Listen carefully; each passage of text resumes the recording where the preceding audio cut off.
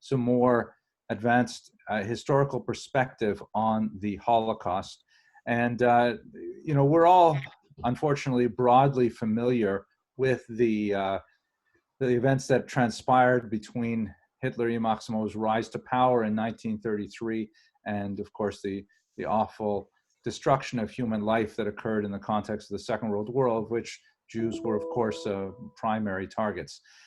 What I'd like to do, understanding that most of you already have a fairly sophisticated understanding of the Holocaust, is just to introduce you to one of the major historiographic debates that have been going on among professional historians since 1970s that has really revolutionized the way we think about the Holocaust and has really very dire implications for how we relate that knowledge to our contemporary society. Specifically, it's a debate between a school of historians called the intentionalists, which center around people like Lucy Davidowitz, who is a phenomenal historian, one of the first scholars to really survey the field in a very important work called The War Against the Jews, 1933 to 1945. You may be familiar with it. And this school of thought really developed out of the Nuremberg trials in the immediate post-war period. The Allies, running from the hot war to the Cold War, were faced with a very difficult decision of how to wrap things up fairly quickly in order to have society move on, because they were in great competition with the Soviets in the arms race that would ensue, and they were both trying to, jockey themselves for positions of power in Europe as well. And so they developed a theory which sounded very good at the time, but over the decades began to show its weaknesses, that the Holocaust was essentially a kind of dark conspiracy that centered on Hitler and a small coterie of conspirators, specifically the SS, people like Goebbels and Himmler and others, and they essentially duped the entire population of Germany, and by extension all of Europe, to this horrific plan in which the Jews were somehow, for the most part, killed in secret. This had the very pragmatic and the realpolitik kind of advantage of identifying a small group of villains, comparatively speaking, war criminals, and simply absolving the rest of society. This was accelerated once Germany was split between East and West. The West Germans were good, peace-loving people who, were just following orders, didn't understand the implications of their activities and so on. And this particular model of intentionalism, right, because the idea is that Hitler intended the Holocaust from the very beginning and convinced others of his plan over time, held sway right up until about the 1980s. The newer school, which has come to dominate the field, are called functionalists. And they argue something far more sophisticated and far more frightening. They argue that the Holocaust is essentially a function of the war. Function here used in the mathematical sense of, X is a function of Y. As Y changes, then X changes as well. And the Holocaust, as they envisioned it, argued that Hitler was without question a vile, inveterate, and venomous anti-Semite with a pathological hatred of Jews. But other people came around to his way of thinking as the brutality of the war grew. As people got used to one thing after another, their sensitivities were increasingly dulled, and bit by bit, they became more collaborationist than the intentionalist model had depicted. And there's lots of fascinating historical arguments to prove that the functionalists really have a better grasp on human society. But I'll just mention two experiments which were conducted actually not in history, but in psychology, that have come to verify a lot of the findings of the functionalists. Specifically, these are experiments that you probably learned about when you were in college many years ago. These are the Milgram and the Zimbardo experiments. The Milgram experiment, which was originally trying to test the intentionalist theory by saying, how far would people go to be obedient for no apparent reason other than someone wearing a white coat told you to do something? Stanley Milgram, Jewish guy, wanted to try and understand how could people follow the Nazis so enthusiastically. And what he did was he took average Americans off the street and he put them in a scenario where they believed that they were giving increasing levels of of electrical shocks to other human beings. The other human beings were actually actors. They're not actually receiving electrical shocks.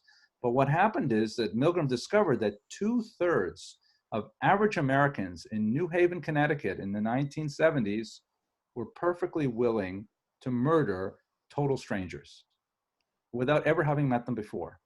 He replicated this experiment in many different places. He said maybe it was Yale University that they thought they could trust it. But amazingly, the darkness of the heart of a human being is far deeper than we understood.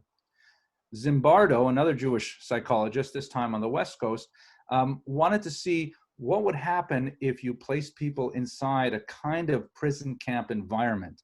And so he took a group of 24 students from the University of Southern California, Stanford University, and he screened them for all kinds of physical disabilities, and he screened them for mental disabilities. It took a while to get 24 qualified students in California who would actually meet that criteria. But then he placed them in an environment where half of them were acting as guards and half of them were acting as the prisoners. I hope my wife is going to get that phone. I'm sorry. This is that kind of the problem with Zoom teaching. And what happened was Zimbardo planned to he put them in a building and gave them some costumes and things like that. And he was going to leave them there for a month. And he was going to view them over closed circuit TV to see how their behavior changed. And he had to cancel the experiment after only 6 days because he was worried that some of the guards were going to seriously harm some of the prisoners. And these are just regular, everyday American college students. So this kind of research from both Milgram and Zimbardo lends weight to the fact that we should not consider the Holocaust as one single event that happened to punctuate 20th century history, that it was somehow, highly unusual, never to be replicated again. Because in reality, more and more research is indicating that the same kind of historical and psychological features are present even in our own time. And so everything we study about the Holocaust has direct relevance to our own daily lives. Thank you very much for listening to me. At this point, Rabbi, are we ready to roll the film? Am I rolling the film? Oh, good.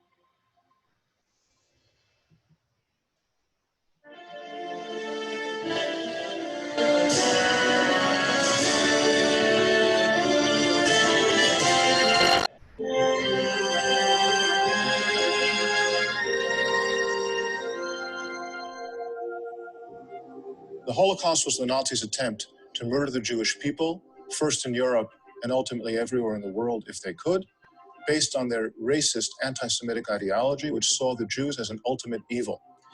The project the Nazis undertook regarding the Jews began in 1933 in their search for a solution to the problem that they saw regarding the Jews and progressed through various stages and developments right until the end of World War II in 1945.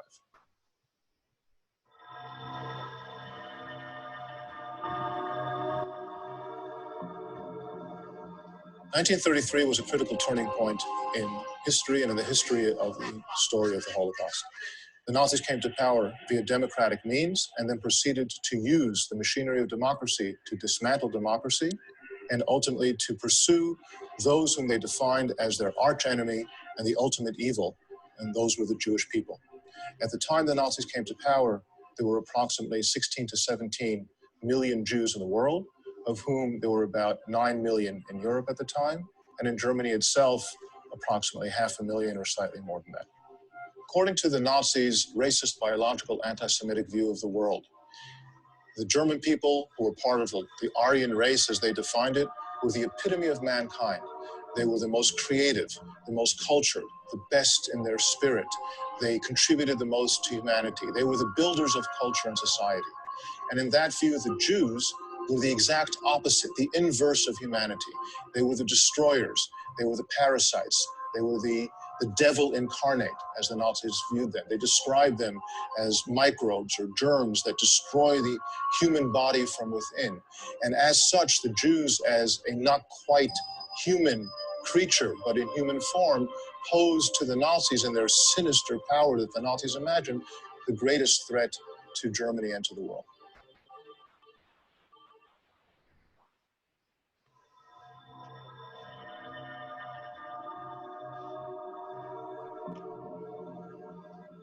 The Nazis began their pursuit of the Jews and looking for a solution to their problem with the Jews, what they called the Jewish question, from the moment they came to power in 1933.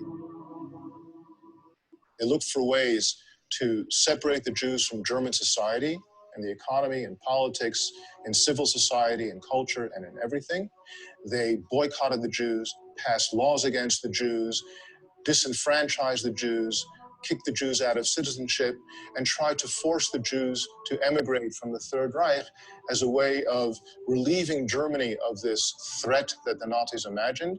The climax of all that, of the Nazi treatment of the Jews, came in November 1938 with the violent, nationally organized Kristallnacht pogrom, in which thousands of Jewish stores were destroyed, homes were destroyed, more than 1,500 synagogues were burned to the ground, more than 100 Jews were murdered, 30,000 Jewish men were arrested and taken to concentration camps and to prisons.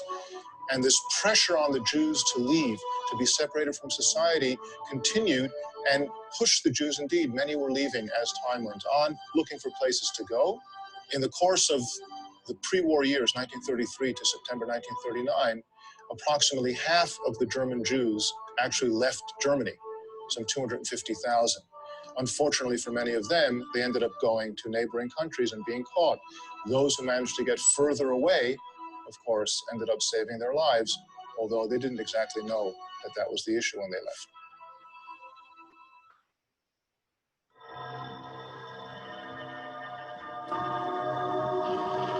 On September 1st, 1939, Germany invaded Poland, and that brought the beginning of World War II. And with the invasion of Poland, they suddenly had in their hands an additional nearly 2 million Jews. Months after that, they invaded Scandinavia and conquered Norway and Denmark, and then Western Europe, and conquered Holland and Belgium and Luxembourg and France. And with all of these conquests, by the summer of 1940, Germany found itself now not with the problem of a few 100,000 Jews inside the Third Reich, but with the problem of several million Jews across territories they had conquered in Europe. And they continued their pursuit of some solution to this problem. They looked for places to send the Jews. Perhaps they could create some gigantic ghetto somewhere. They thought about the Lublin area as one of those solutions. That didn't work. Perhaps they could shove all the Jews into the Soviet Union, but that didn't work either. The Soviet Union was not going to receive millions of Jews simply because Germany wanted to get rid of them. They thought of places that were maybe far away. They could push the Jews far, far from Europe, such as the island of Madagascar. But that too was logistically impossible. But this pursuit of a solution was something the Nazis never left. And once they conquered Poland, and particularly for Eastern European Jews, it was a good option, and that local and regional commanders of the Nazis could pursue the idea of putting Jews into ghettos as a kind of holding pen until they could find a solution for the Jews.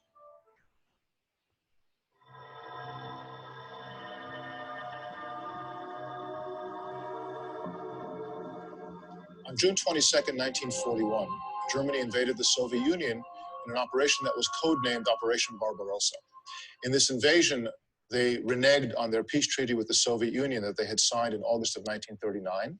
But more significantly, they had embarked on what they viewed as the most important element of their military conflict in World War II. Because in the case of the Soviet Union, they saw two ideologies that might control the world, fighting the ultimate war for control of this world. The ideology of good, as they saw it, the Nazi ideology, and the evil of Bolshevism or communism, which was ipso facto the Jews. Because as the Nazis saw it, the Jews had created communism as a tool to control the world, and therefore the Soviet Union, the largest and most significant communist country in the world, was in essence a Jewish country, regardless of who the leaders were, but the Jews control. And this therefore was a war that was going to be a war against the Jews.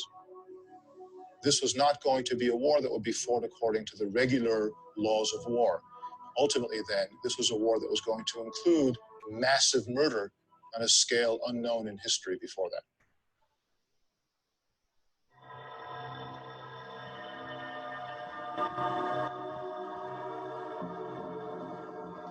As soon as Germany invaded the Soviet Union, special murder units of the SS and the German police entered and began murdering primarily Jews and also various communist officials and so on, but their main target was Jews. But by the end of 1941, in that first stage, the first 6 months of murder, they had already murdered 800,000 Jews or even more, but the murder expanded gradually, beginning in the second half of the summer of 1941, with discussions inside of Nazi Germany about bringing other Jews into this picture of murder. Because as Germany now looked around and saw they had even more millions of Jews under their rule, and there is nowhere to send them, and there is no other solution, they felt themselves, ironically, trapped. And now they had to deal with the problem of so many millions of Jews. And they determined that the only solution to the problem was to kill the problem. But it was a process to reach that decision. They began discussing including the Jews of the Third Reich in the murder. Parallel to the murder in the Soviet Union, their ally, Romania, began murdering Jews on their own in territories that Romania controlled, in Romania and in Ukraine. And particularly inside of Poland, one SS general named Odilo Globocnik began organizing plans to murder the Jews of the areas of Poland where he had influence, which included more than 2 million Jews. And that became later on what was known as Operation Reinhard. Parallel to that, experiments began at the end of the summer of 1941 to design gas vehicles, lorries or vans, into which you could load several dozen Jews, drive around for a few minutes and kill them. They experimented with a number of prototypes until they reached the correct model, and then they began using that model in various places, but primarily in a new camp that was constructed in November of 1941 and opened on December 8th, 1941. That was Chelmno. And parallel to that, they experimented with a different kind of gas at the concentration camp known as Auschwitz. And in early September 1941, the first experiment using Zyklon B, the prussic acid, which was a pesticide for agriculture, was being adapted. And the experiment was found to be successful enough that they then embarked upon improving on the model and looking to build gas chambers that would use that method of gassing. And therefore we have parallel developments during the course of the second half of 1941. Massive shooting, gas vans, murder in other places, planning on bringing Jews from all over Europe into the murder areas that were being prepared, and murder by the exhaust of engines, Operation Reinhard, being planned by Globocnik. All of this coalesced by the end of 1941, became the final solution to the Jewish question.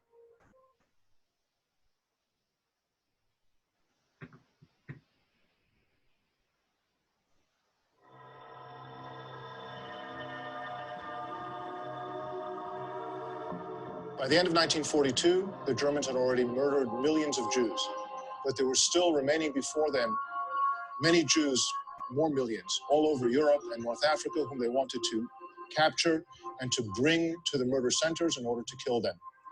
And they embarked on that mission during the course of 1943 and the subsequent years until the end of World War II, where the murder did not stop until the end of the war. Auschwitz, what became ultimately the largest and most industrialized murder center of the entire history, Auschwitz came online fully during the course of 1943. All of the gas chambers at Birkenau, the murder center of Auschwitz-Birkenau, were online by the summer of 1943 and were now prepared to kill all these arriving Jews. Jews from Greece, Jews from Italy, and the peak, the Jews from Hungary. In the course of the spring and summer of 1944, some 437,000 Jews from Hungary were brought to Auschwitz, and nearly all of them killed upon arrival in the period of just 8 weeks. Ultimately, Auschwitz murdered more than 1 million people, nearly all of them Jews. As the Red Army approached Auschwitz, the Germans shut down the murder operations at Auschwitz, and they marched out the majority of the remaining prisoners, some 57,000 approximately, in a death march through the snow without any provisions, shooting thousands on the way as they marched them towards Germany. And only a few thousand were remaining in the camp itself when the Soviets arrived on January 27th of 1945.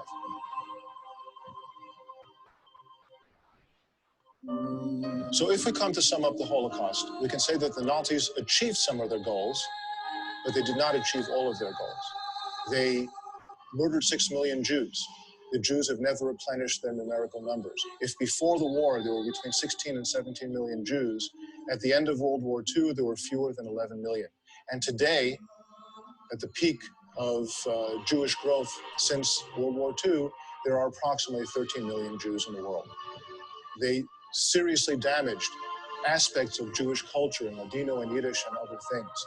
They wiped out Jewish communities that have never been reconstituted and have been essentially wiped off the map. In that sense, the Nazis achieved some of their goals, but the Nazis also failed because the Jewish people are still here. The Jewish people did not win World War II. The Jewish people survived World War II. But in that survival lies the Nazi failure.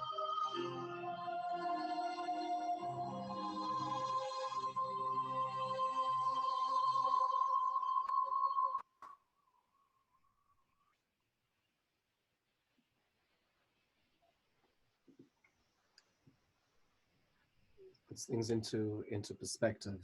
That's the first step of tonight's program is to focus, and thank you, Dr. Abramson, for putting things into focus about what really was going on. We all know, we've read, we've watched, but we know from too close, but it's important to appreciate. What we're going to do is rather than focusing now on the bigger picture, we're now going to shift over to appreciate the micro picture, the micro heroes, the micro success of the Holocaust, because the numbers are too big to even fully comprehend. And so we're going to focus on two stories. The story that I'm going to be focusing on is about a certain individual by the name of Lawrence-Cedarhurst, which happened during the war. Rabbi Talman is going to focus as we move towards the end. For this particular story, the Lawrence-Cedarhurst was a tremendous guy and he was a dayan in a community, Weizen in Hungary. Later on after the war, he came to Chicago actually. And today it's interesting, when we lived in Chicago, we did not appreciate that the Weizener Cheder was formed as part of his reestablishing the Chicago Jewish community, the mikvahs, the shuls, really a tremendous gadol. He wrote a set of svarim, some very, very powerful svarim, of his truest response to Makadshe Hashem. And he talks about some of his experiences in Auschwitz. And just to recount one of the most famous ones of these experiences is when on Erev Rosh Hashanah in 1944, so again, as was just mentioned, Hungarian Jewry was brought to the death camps, to the concentration camps around Pesach 1944. And just around Rosh Hashanah that year, on Erev Rosh Hashanah, he was approached with the following shaila. 1,400 young boys were isolated in a particular block. And it was known that that block would be taken to the crematoria later.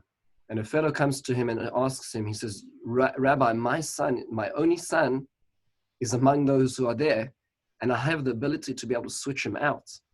I can change him out. Am I allowed to switch him out? Because if I do, I'll have to put somebody else in. And Rav Meisels was terrified to answer such a shaila. How could you even think of answering such a shaila? And so Rav, he says, please don't. He says, I can't answer this. I don't have my svarim. I don't have the ability to be able to go to the different cheshbonos.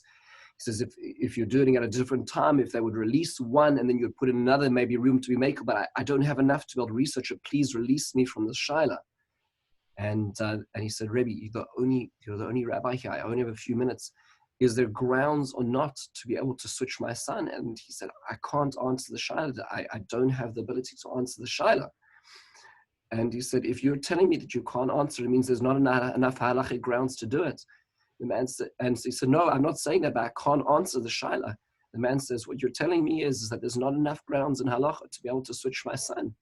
And he didn't switch his son. He left his son, his only son, to die because that was how he respected the Torah. And this is one of the things he mentions in the beginning of his Sefer. He mentions in his Akdama. Another few things he mentions in his Akdama before we get a chance to meet one of the special acts that he had in Auschwitz was, he talks about how in Auschwitz there were very few Sfarim which ever made it into Auschwitz.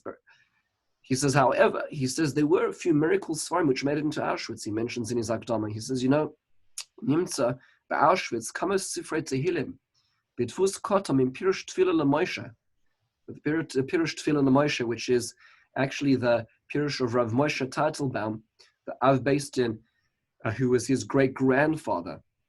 And he says, v'limadati menu b'rabim, and I taught those Tehillim in Auschwitz to those people. And he says, and it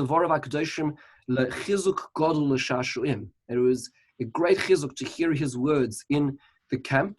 It was as if he was with us, darshaning to us. That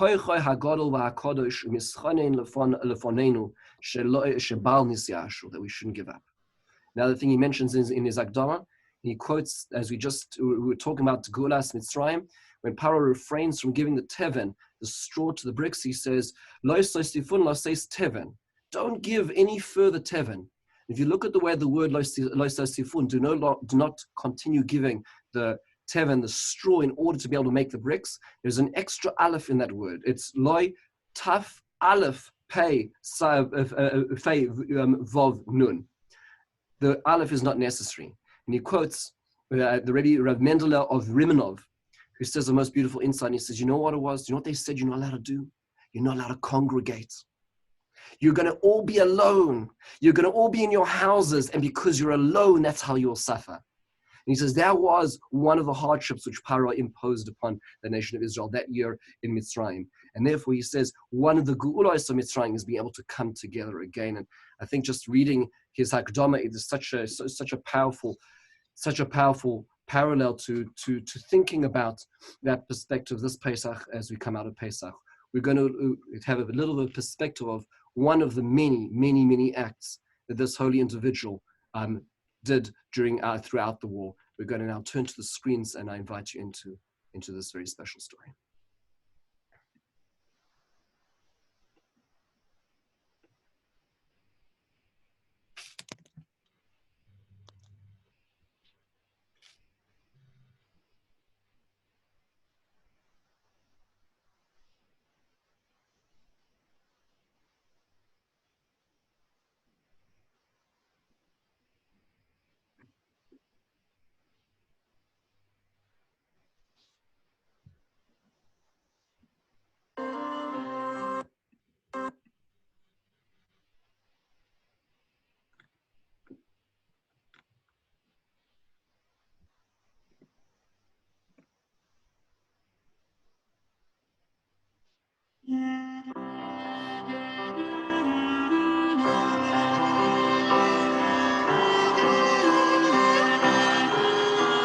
On the face of it, this book looks like any other book. One of the books of halachic responsa that adorn the Jewish bookcase. But its pages are heavier than those of other books. The questions and answers brought in the book occurred in another world, behind the barbed wire of Auschwitz concentration camp. They constitute a halachic source, but at the same time, they are a rare testimony. The story of Mekatshei Hashem, those who sanctified God's name in our generation. The author, Holocaust survivor Rabbi Tzvi Hirsch Meisels, was one of the prisoners, the forced laborers in the camp, and simultaneously he acted as posek and leader. Standing opposite the crematorium, he vowed that if he survived, he would tell the story of those who died for Kiddush Hashem, and he would publish their Torah ideas.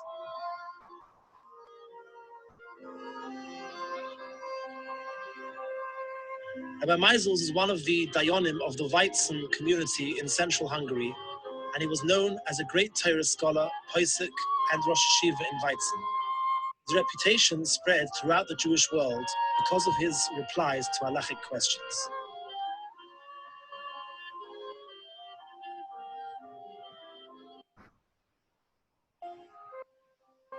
All this stopped in March 1944. The sudden and fast invasion of Hungary by the Nazis shook all of Hungarian Jewry, including the Weizen community.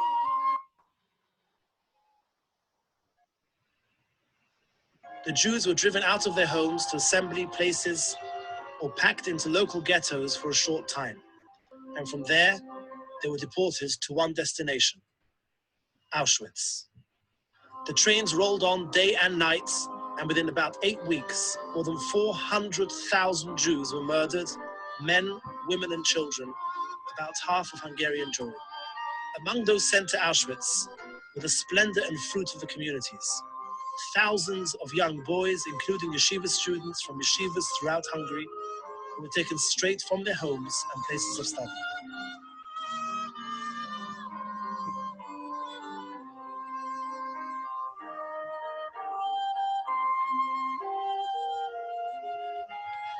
David Yisrael was one of the boys destined to live.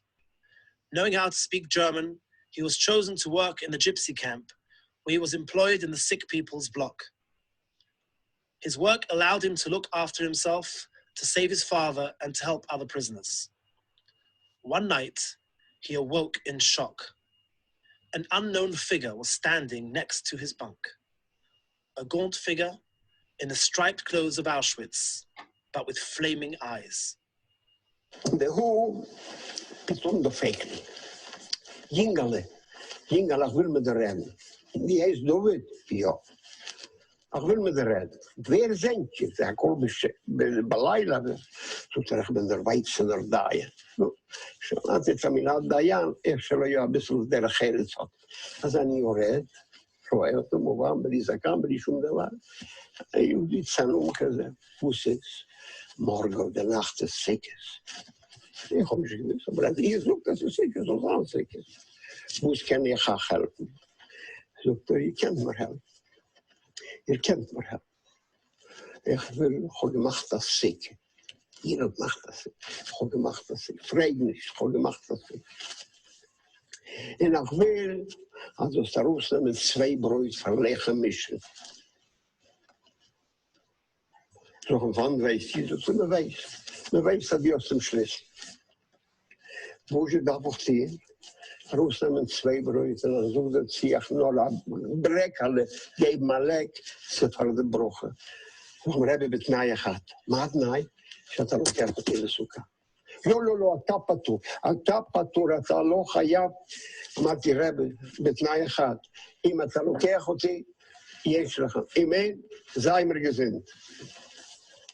אז פורה שאין לו ברירה, אז מחר בערב אני בא, אתה מוכן, יהיה לך את זה מוכן, הוא נותן לי עצות איך להכניס את זה, ואיך שזה לא ייפול לי. הוא אומר, אני צריך 3 פעמים, אתה יורד, הלוא זה כבר סוכות.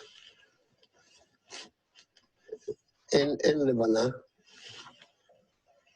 ואתה הולך אחריו. לא מובן, הוא זכר בעל פה הכל, ואני חזרתי אחריו, מעריב, קידוש, הבטיח לי שבזכות המצווה הזאת נשתחרר. עכשיו בוא נחזור, איך הוא היה יכול לעשות סוכה באושוויץ? איך אתה יכול לעשות סוכה באושוויץ? Wat plötzlich gebringt in Chutzer hinter dem Bett. Das tut mir leid, man hat ergens Schurm gemacht, und du hast mit Bett. Bett nicht gewesen, also größer Tisch, mit 3 Stocken weiter. Inmitten, von allem so eine sehen, Jange hat ausgebrochen. Die Breite, gehalten, spalten, gemacht mit dem Schad, und das ist der Zicker. ואני מבטיח לך, שמוישה רבייני לא הייתה לסוכה כשרה כזאת. A few months passed and the terrible war came to an end. one from a family and 2 from a city. Jews gathered in the DP camps in Germany, searching for a way to a new life. Rabbi Tzvi Hirsch Meisels devoted himself to the issue of agunus, women whose husbands had disappeared from the war, and was appointed as head of the rabbinical court for agunus in Bergen-Belsen. He claimed that only someone who was there could find ways of permitting these miserable women to remarry, and he turned to rabbis all over the world to treat the matter as urgent. Several years later, he became rabbi of a community in Chicago, and there he published his book, The Mekadshei Hashem Responsa. The lad, David, made Aliyah to Israel, but after a few years moved to Venezuela to his brother, where he too raised the family. אחד הילידים, שומר שבת, קורא לי, אומר, דוד, מחר בערב אני אצלי בבית, עושה תה אבנט. קבלת פנים לרב, שאני מכיר אותו לפני המלחמה, צדיק ותם. תבוא בבקשה. אמרתי, אני אבוא. אני מגיע לביתו, וכבר יושבים איזה 20 איש, ואני רואה יהודים, זקן, לבן, עם פיות, והרימה עם ספרים גדולים, הוא מדבר ביידיש ומספר, הוצאתי ספר, מקדשי השם, ואתם יודעים שאני הייתי באושוויץ, ואני תקעתי להם שופר, ועשיתי סוכה, והיינגלה, מורגהולפן. כשאני מתחיל לשמוע את זה, אני מתחיל לראות. אני נותן לגמור, וניגש אליו, זה אומר, רב, דוס יינגלה בנך. התחכמה כאילו שאין לך מושג. וזה מה שהוא נתן לי את הספר, וזה כתב ידו. וזה נמצא בסוכתו של הבן שלי, כאן בירושלים.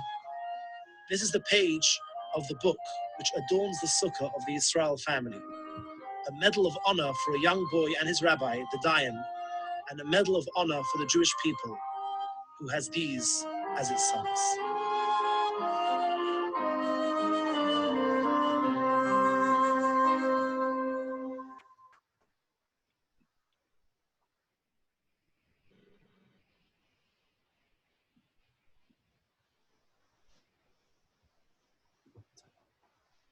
Liberation was a very trying time.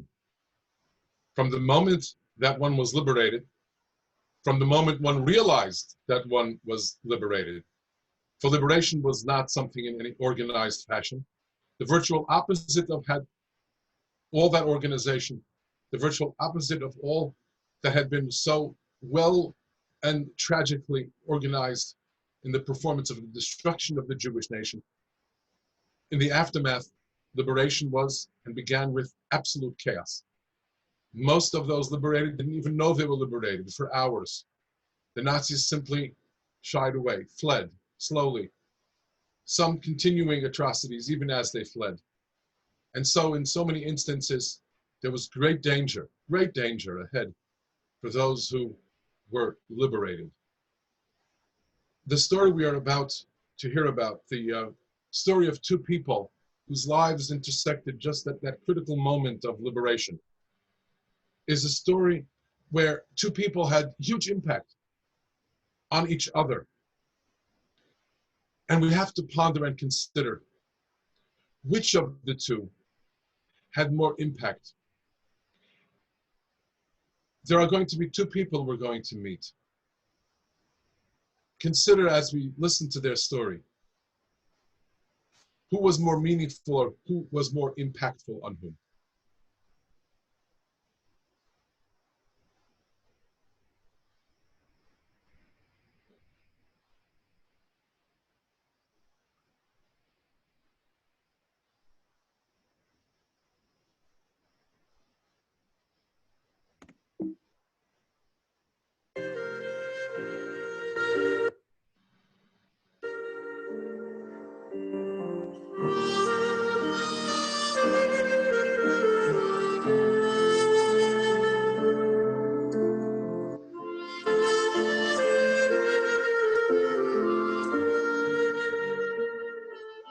Eliyahu Herman is known to Jerusalemites because of the clothes that he has been sewing for the children of Jerusalem over the last decades. coats with velvet collars, special bar mitzvah suits. Everything is sewn in his small workshop in the center of town near the Davidka Square. None of us knew that amiable Mr. Herman is a Holocaust survivor, a remnant of concentration camps and forced labor divisions, who carries in his heart an amazing Jewish story. The story came to light for the first time within the framework of Ginzach Kiddush Hashem's project of collecting testimonies. It was the story of tefillin during the dark days of the Holocaust. מחרת הבוקר שהיו הצעקות האלו שהשומרים נעלמו, יצאתי מהדלת הזה, דרכתי כמה גביעות, אני בטוח שאי אפשר היה לעבור בלי זה, השגחתי מאוד, אבל היה חושך לגמרי. הגעתי לדלת, יצאתי לחוץ את התפילין, לקחתי איתי, ואמרתי, אני מוכרח ללכת מכאן, אם אתה לא תלך פה, עוד מעט אתה תשקף כמו היתר, המאות ואלפי גביעות שיש פה. והתחלתי בתוך היער הזה, ללכת, לא ידעתי איך, ידענו איזה כיוון, לא היו שלטים. ראינו אף גרמני, אין שמה, רק שבויים כמונו שהיינו, שיצאו כמעט מדעתם, מהרב, מהסבל, מהצמאון, כל כך הרבה חודשים שלא קיבלנו כלום, לא שתייה, שום דבר, לא להתרחץ, כלום. אז יצאו מדעתם פשוט מאוד, והם שמעו את זה, שגרמנים נעלו, לא ידעו מה לעשות עם עצמם. אחד רקד, השני צעק, השלישי לא ידע מה לעשות עם עצמו, התחיל לאכול את השלג, מה שהיה שם, ואנחנו התחלנו ללכת בתוך היער. איך שאנחנו הולכים כמה מטרים, פתאום אני רואה איזה אוטו מסע גרמני, הפוך שמה. מלא בגדים חדשים היה על האוטו הפוך הזה. הורדתי את הבגדים שלי והתחלתי ללבוש. היה קור אז, היה בחוץ, זה במאי, שם באלפים, האוסטרים מאוד קרות, שלג והכל, והלבשתי קודם כל את החלק העליון, פה אסס, אני אסס. לקחתי את התפילין, שמתי בכיס. לבשנו את זה, והתחלנו ללכת. הלכנו בתוך היער, פתאום אנחנו שומעים רעש של מכונית. הוא אומר, אתה רואה? יצאנו, והנה עכשיו יתפסו אותנו, הגרמנים יחזרו. אמרתי, אז מה יהיה? אולי יחשבו אותנו לאססים, או מה? פתאום. ואני רואה שזה אוטו משונה, שני אנשים שחורים ואחד לבן יושב באוטו. אוטו משונה, ואני מרים את שני ידיים כמו רחמונס אחד, ואני אומר, קופץ לחוץ הנהג, מי שהיה פנים לבנות עם אקדח גדול, גם השניים יצאו עם אקדחים, ומידו, ואני אומר, דוקומנט צועקים, ואני אומר, יהודה, ג'ויס, יברי, לא ידעתי איזה, מה הם, צרפתים, אנגלים, גרמנים זה ראיתי שהם לא. אז הוא לא מאמינים שום דבר, רואים שתפסו שני חיילי אסס, זה טוב להם, זה לוקחים אותו לשבויים. פתאום הוא רוצה לעשות חיפוש עליי, ובולט מהכיס שלי כאן. הוא רוצה להכניס את היד שלי, אני הכנסתי, הוצאתי את התפילין, והוא תפס את היד שלי, והשד שלי היה שחור כמו התפילין הזה, ממש שחור. והוא מצא את התפילין, הוא אומר פתאום, דו ביסט היד? כששמעתי את המילים האלו, לא האמנתי את זה, אני חשבתי, יש לי פגישה עם המשיח, או השליח שלו, מה יכול להיות? הוא אומר, דו ביסט היד, דוונן, כך הוא אמר, דוונן, הוא אומר, אתה יודע להתפלל? אמרתי, כן. שמע ישראל, לא יודע, ואני צועק שם ביער הזה, במדי אסס, שמע ישראל, והוא ממשיך את זה. Who was that American soldier who miraculously crossed his path and saved him? The soldier whose Shema Yisrael was interwoven with the Shema Yisrael of the Holocaust survivor. According to the description, it was a young American soldier who in no way looked Jewish on the outside.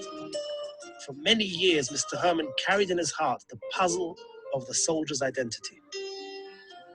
64 years passed between Mr. Herman's first meeting with the wondrous soldier and their rediscovery of each other.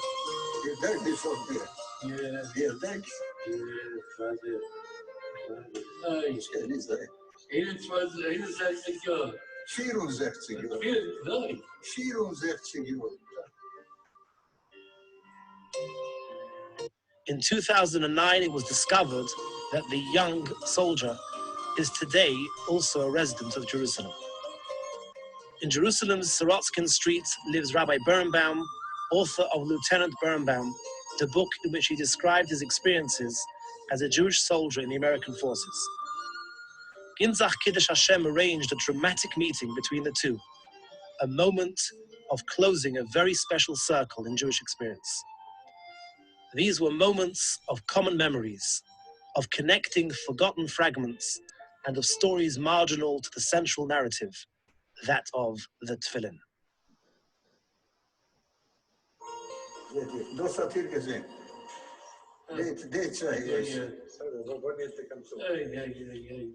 אתה זוכר מתי נפגשת איתי? שבת בבוקר, בהר בחוקה-ישראל. Hier nicht mehr gesagt, Scheiße. Was war keine gesagt? Wir sind im Mashiach, nein? אני אמרתי לו שהוא המשיח. התחלתי לבכות, והתחלתי לבכות. התחלתי לבכות. אומר, כן, זדבנה? אתה יודע להתפלל? אמרתי לו, שמע ישראל, ואני צועק, שמע ישראל, והוא ממשיך. השם אלוקי אחד ופתאום מתנפל עליי, מתחיל לנשק. ואני הייתי שחור כמו זה, שלא התרחצתי כבר אז חודשים. אני הרגשתי אז שאליהו הנביא ירד פתאום מהשמיים. אני כל הזמן אמרתי את הפסוק כי מלאכיו יצווה לה, ישמע לך בכל דרכיך. פתאום עולה מלמעלה, ופתאום מגיע לי חייל אמריקאי, שמחבק אותי ומנשק אותי. מי נשק אותי שם? מי נשק אותי? רצו להרוג אותי כל הזמן. פתאום אני מוצא בן אדם אחד, שפתאום מתנפל עליי, מתחיל לנשק אותי. נותן לי אהבה. אתה יודע מה זה אהבה לקבל? זה משהו לא נורמלי. The first feeling, when you look at them, and he says, Ich bin Ayid, I'm a Jewish. I looked at them, I thought, I'm looking at skeletons. I cried. What should I do? I'll show you my uniform, and you look like this. I won medals for killing. I won medals. I have my uniform. He hasn't medals. But he is the real hero of World War II. Why? I saved my skin because I had to kill someone before. Otherwise, he'll kill me. So I saved my skin. Take a look. Take a look. He's a mezuzah. He saved his neshama. He went through, lost mother, father, Zayda, brother, sisters, but he lost everything. Where are they? They're dead. He doesn't know where they are. He doesn't know the Yurtzeit. And he's still from. He still believes in Hashem.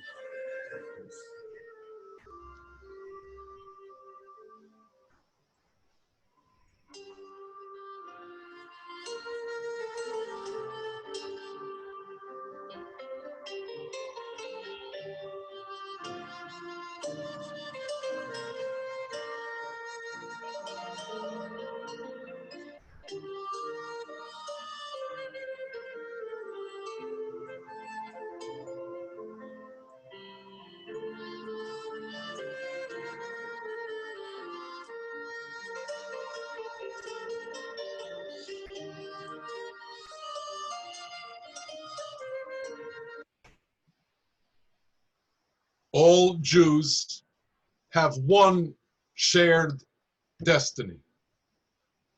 And in that critical moment, in that moment when the name of Mashiach was on his lips, and the two of them said, Shema Yisrael Hashem Elokeinu, and the other one completed the sentence Hashem Echad, the two of those very different Jews of very different experiences were one.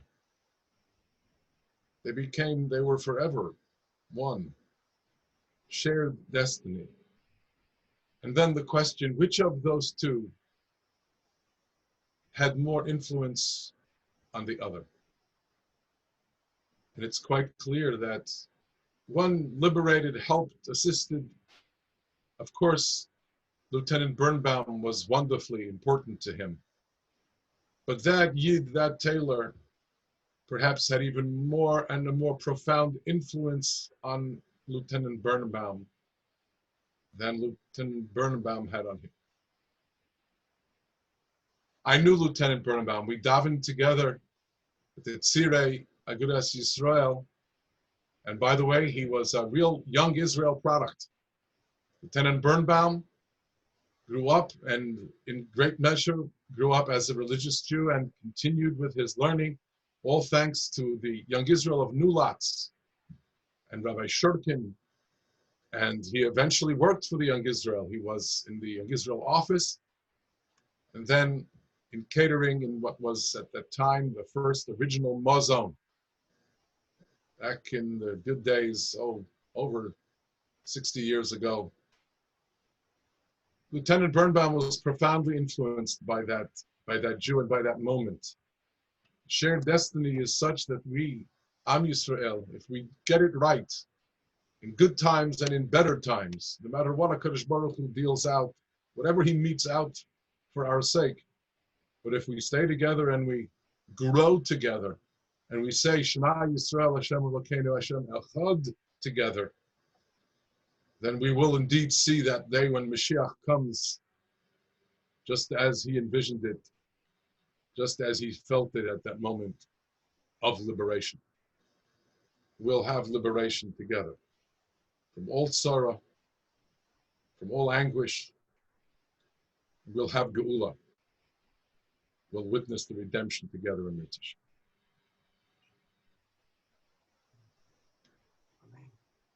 What we're going to do now is, before the Kel Male Rachamim, we're going to light, we can't do this together as we usually would with hundreds and hundreds of people in the halls of Beth Shalom in the community program, but we will be lighting 6 candles. Now, interestingly enough, in the shul, Marvin actually organized that we should have these candles here in the shul many months ago. And each candle actually has upon it its own name or the person it's representing. What we're going to do is we're going to put the boxes of these candles outside the shul, by the parking lot entrance facing the parking lot, by that entrance outside the shul. You don't need to come inside. And over the course of the next day, as we are at Yom Hashoah, take one of those candles. Come by the shul, take one of the candles, take a few of the candles. Read the name. Read who these people are. Try to appreciate the olam mole of each of those and light that candle for them as we bridge across. The people we're going to be thinking about this evening as we light at the end of our program is Yehuda Russo, who lived from 1896 to 1944 in Trikala, in Greece. He was the son of Michael and Chana, who was a merchant and perished in Birkenau in Poland. We're also going to be thinking about Samuel Gottfried from 1905 to 1942, who was born in Tarnopol, Poland. He was the son of Ephraim and the husband of Esther. He was a merchant and perished in Tarnopol, Poland. We're going to be thinking about Elsa Uri, or Uri, 1877 to 1943. She lived in Berlin, Germany, the daughter of Emil and Franziska. She was a writer of children's and a children's book author. She perished in Auschwitz in Poland. We're going to be thinking about Abram Zimmerman from 1890 to 1943. He lived in Krasnobrod, Poland. He was the son of Eliyahu and Chana. He was a clerk. He perished in Tomaszow in Poland. We're going to be thinking about Yaakov Zilberfarb, who lived from 1914 to 1942 in Lukau, Poland. He was the son of Natan and Miriam. He was a merchant. We don't know where he perished. And we're going to be thinking about Sandor Gombo, 1921 to 1944 were his years, a very short life. He grew up in Hungary. He was the son of Helena and Mendel. He was a tailor, and we don't know where he perished. Mezecher Nishmasan, we're going to be lighting these 6 candles. Aliyas Nishmasan, Nishmasan Eden.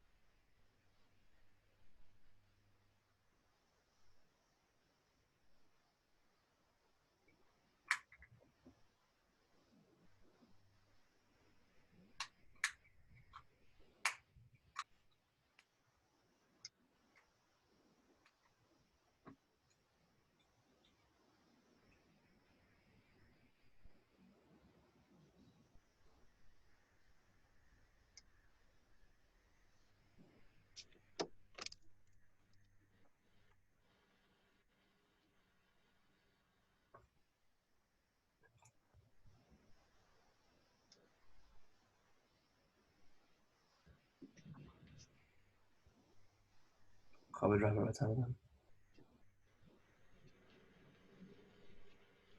El Malay Rachamim Shechein Bamiroimim Am Tzemenuchnechoino Al Kanfei Ashefino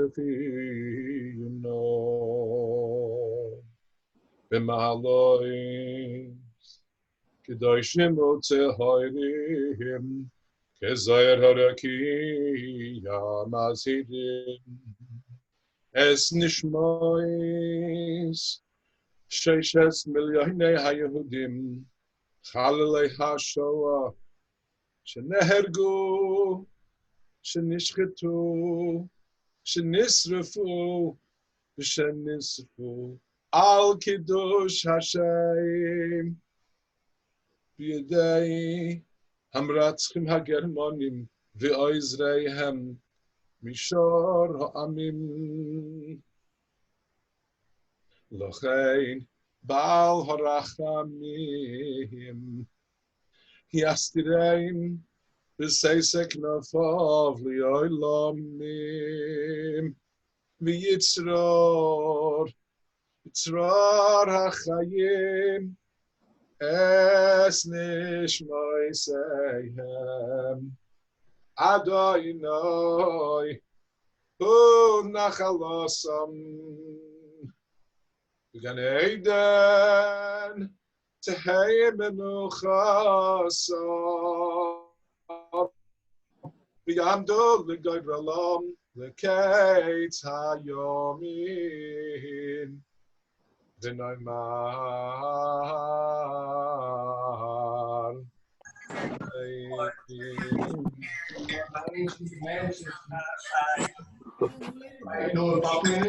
That's a mistake. Thank you. Who's talking? Oh, yeah, so my entrance is, my driveway is facing the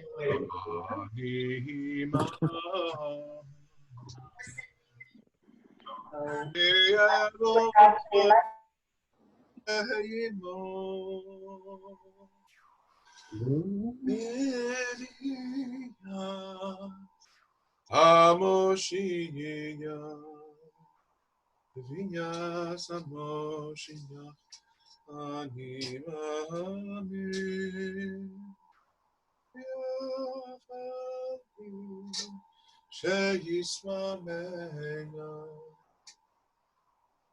Vinyas Moshiach Ani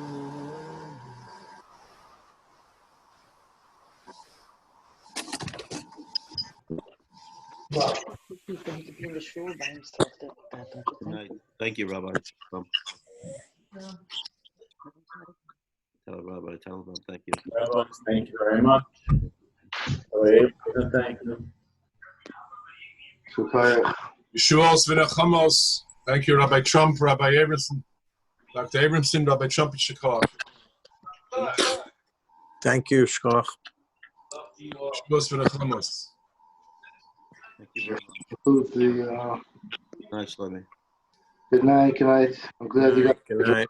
Thank you, please. Good night.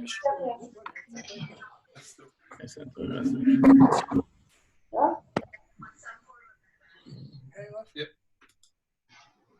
Wow.